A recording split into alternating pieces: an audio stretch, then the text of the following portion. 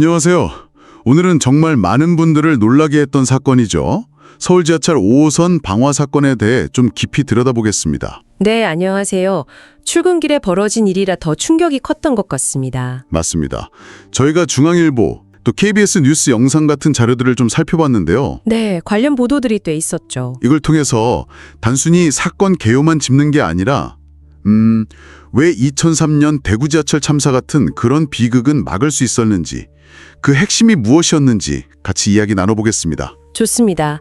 시스템과 사람 두 가지 측면에서 볼 수 있겠네요. 그렇죠. 한 목격자 증언이 참 생생한데요.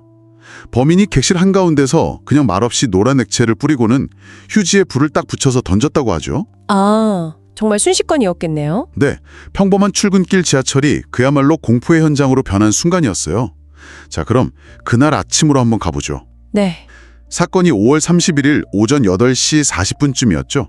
여의나루역 지나서 마포역으로 가던 5호선 열차 아니었고요. 네, 60대 남성 원 씨가 네 번째 칸에서 미리 준비한 휘발유 한 2, 3리터 정도를 옷가지 같은 데 뿌리고 라이터형 토치로 불을 붙인 겁니다. 목격자 말로는 처음엔 그냥 물인 줄 알았다고 하더라고요. 그렇죠. 근데 그 강한 휘발유 냄새랑 또 석유통 같은 걸 보고 아차 싶었던 거죠. 순식간에 검은 연기가 막 퍼지면서 승객들은 정말 혼란에 빠졌고요. 일부는 그 열차문 열리기도 전에 선로로 뛰어내렸다고요? 1.5m 높이면 꽤 높은데? 네, 그만큼 상황이 급박했던 겁니다. 정말 아찔한 순간이었죠. 그런데 정말 다행히 사망자는 없었습니다. 부상자는 좀 있었죠. 네, 그렇습니다. 전체 승객이 한 400명 정도 됐는데 연기 마시거나 대피하다 다치셔서 병원 가신 분이 한 21명에서 23명 정도로 집계됐고요. 현장에서 응급처치 받으신 분들도 꽤 많았다고요? 네, 130명 가까이 됐습니다. 여기서 이제 우리가 주목해야 할 게 어떻게 피해를 줄일 수 있었냐는 건데요. 네네. 일단 기관사분하고 일부 승객들이 그 객차 안에 있는 소화기로 초기에 불을 끄려고 시도했고요. 아, 정말 용감하셨네요. 그리고 더 중요한 건 많은 승객분들이 직접 그 비상 개폐 장치, 수동으로 문 여는 거 있잖아요. 그걸 조작해서 탈출했다는 거예요. 직접요? 와, 그게 얼마나 된다고요? 거의 60% 승객이 스스로 문을 열었다고 하니까 이건 정말 놀라운 대처 능력이죠. 진짜 대단하네요. 그리고 2003년 대구 참사 이후에 바뀐 제도적인 부분도 도움이 됐고요. 정확합니다. 이게 또 아주 중요한데요. 열차 내장재가 불연제, 그러니까 불에 잘 안 타는 소재로 다 교체가 됐거든요. 아, 맞다. 그게 있었죠. 네, 그래서 불길이 막 크게 번진 걸 막을 수 있었어요. 자료 화면 봐도 그냥 손잡이 정도만 약간 그을린 수준이었죠. 그래도 재산 피해는 꽤 컸다고요? 네, 그건 한 3억 3천만 원 정도로 추산됩니다. 범인 원 씨는 현장에서 잡혔는데 그 과정도 좀 어이가 없었다면서요? 아, 네, 약간 황당한 게 본인도 막 연기 마시고 그래서 다른 승객들 부축받고 들것에 실려 나왔다는 거예요.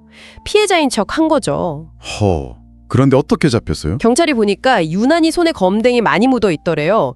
그래서 추궁하니까 결국 범행을 시인한 거죠. 심지어 다른 승객한테 안 죽었잖아, 이렇게 소리까지 쳤다고? 네, 그런 증언도 있어서 정말 충격적입니다.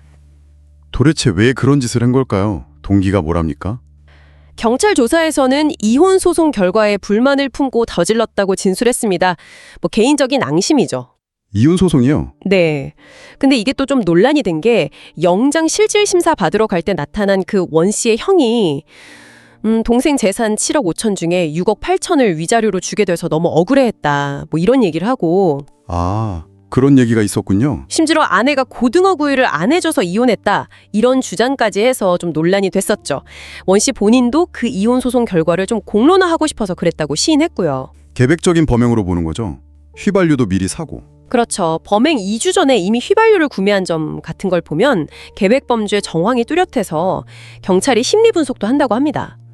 참, 많은 분들이 이번 사건 보면서 2003년 대구 지하철 참사를 떠올리셨을 거예요.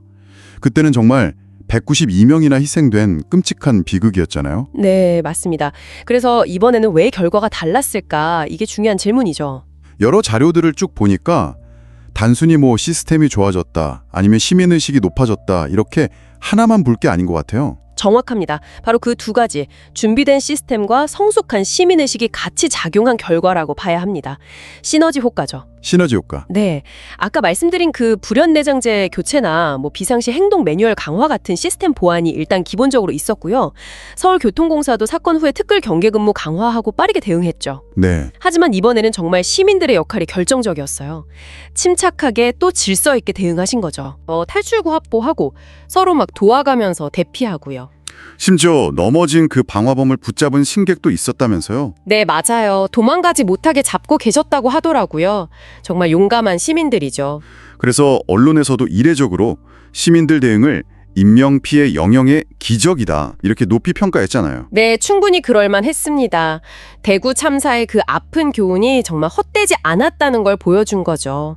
시스템 개선과 시민의식 함양, 이 두 가지가 함께 발전했기 때문에 가능했던 결과입니다. 정말 다행입니다. 자, 정리를 좀 해보면요. 이번 5호선 방화 사건은 한 개인의 어떤 비뚤어진 분노 표출이 부른 정말 끔찍한 범죄였습니다. 그렇죠.